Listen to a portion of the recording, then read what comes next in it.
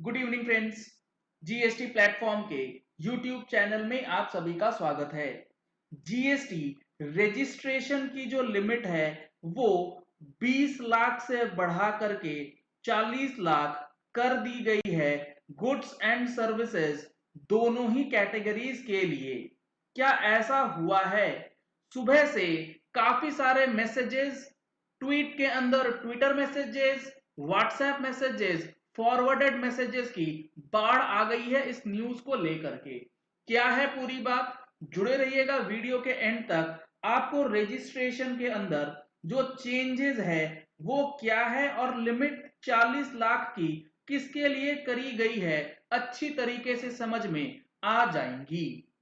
GST registration की limit क्या है ये जानने से पहले आपके लिए एक जरूरी इंफॉर्मेशन ये है कि 30 अगस्त 2020 यानी कि नेक्स्ट संडे को 11 बजे से 2 बजे तक जो हमारा जीएसटीआर 9 एंड 9C के ऊपर ऑनलाइन ट्रेनिंग सेशन ऑर्गेनाइज किया गया है इन रिस्पेक्ट ऑफ 18-19।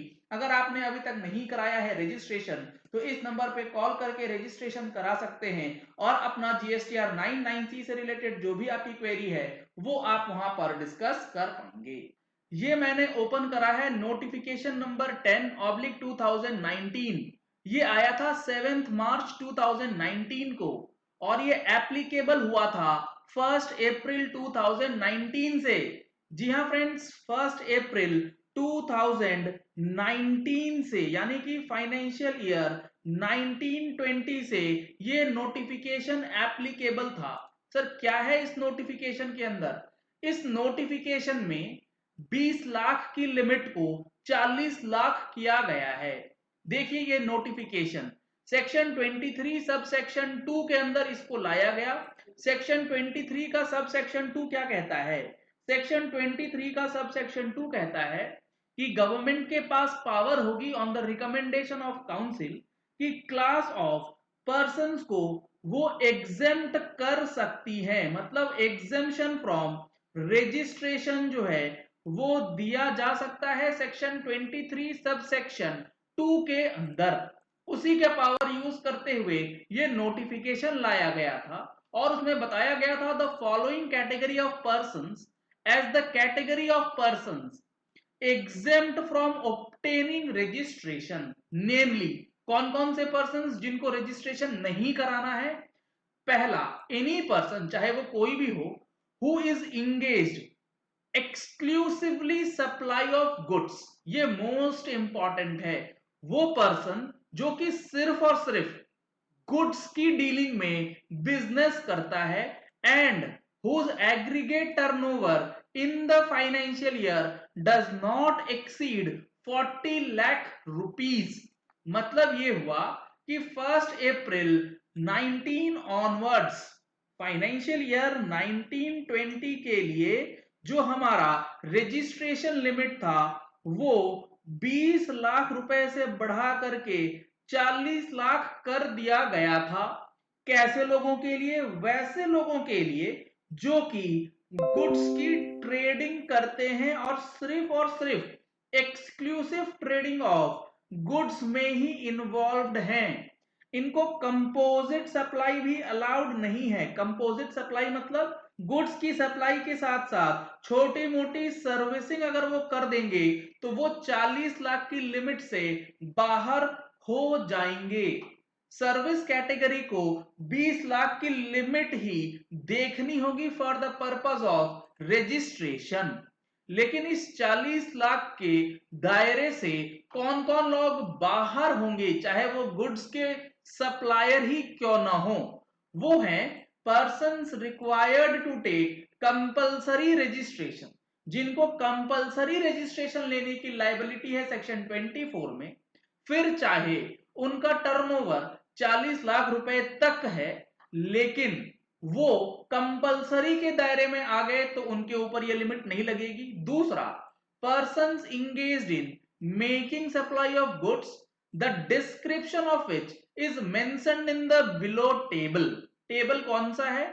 टेबल में ice cream and other edible ice, pan masala, all goods that is tobacco and manufactured tobacco substitute.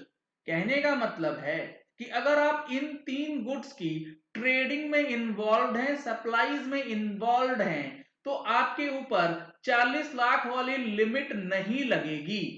कहने का मतलब है कि गुड्स की एक्सक्लूसिव ट्रेडिंग पे 40 लाख तक की छूट है इन तीनों गुड्स को छोड़ने के बाद।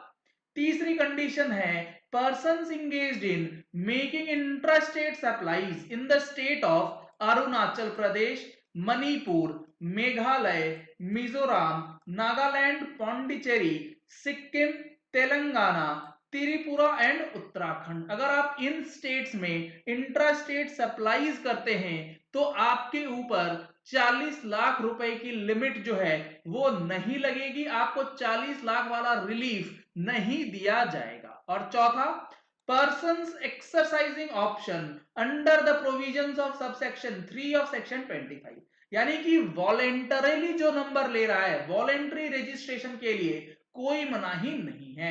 और such registered person who intend to continue with their registration under the said act, या फिर आपने ऑलरेडी रजिस्ट्रेशन ले रखा है और आप 40 लाख से कम होने के बावजूद भी इंटेंडेड है कि मुझे बिजनेस कंटिन्यू करना है जीएसटी के अंदर, तो आप कर सकते हैं। तो ये है पूरी बात जो आपको समझना होगा। सर ये कंफ्यूजन आया क्यों?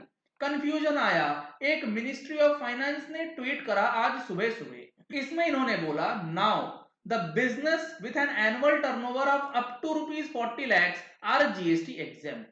यहां पे अगर इन्होंने मेंशन कर दिया होता कि annual turnover of up to ₹40 lakhs are GST exempt for the purpose of exclusive dealer of goods, तो ये कंफ्यूजन नहीं होती।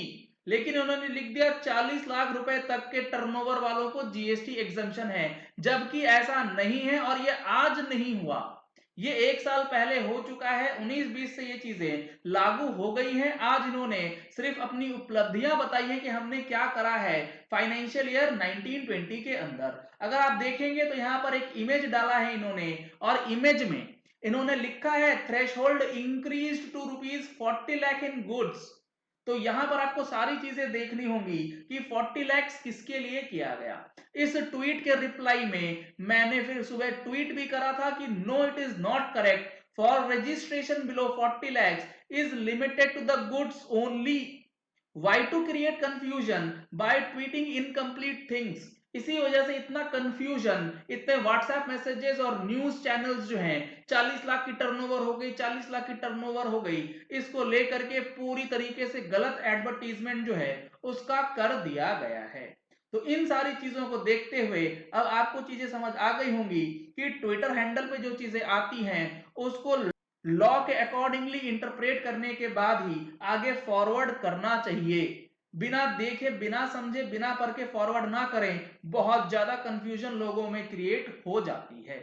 चलिए इस वीडियो को यही एंड करते हैं। आशा करते हैं कि आपको ये वीडियो पसंद आया होगा। अगर आपको ये वीडियो पसंद आया तो इस वीडियो को लाइक और शेयर करना मत भूलिएगा, ताकि मैक्सिमम लोगों तक ये इंफॉर्मेशन पहुंच जाए कि जीएसटी रजिस्ट्रेशन की जो लिमिट है वो 20 लाख है और 40 लाख भी है। दोनों ही चीज सही है अपनी अपनी जगह पे। अगर आपने हमारे चैनल पे फर्स्ट टाइम ट्यून इन किया है तो चैनल को सब्सक्राइब करने के लिए नीचे दिया गया रेड कलर का सब्सक्राइब बटन प्रेस कर लीजिए। साथ में जो बेल आइकन है इसे भी प्रेस कर लीजिएगा, ताकि वीडियोस की नोटिफिकेशन आप तक रेगुलरली पहुंचती रहे। Thank you and have a nice day.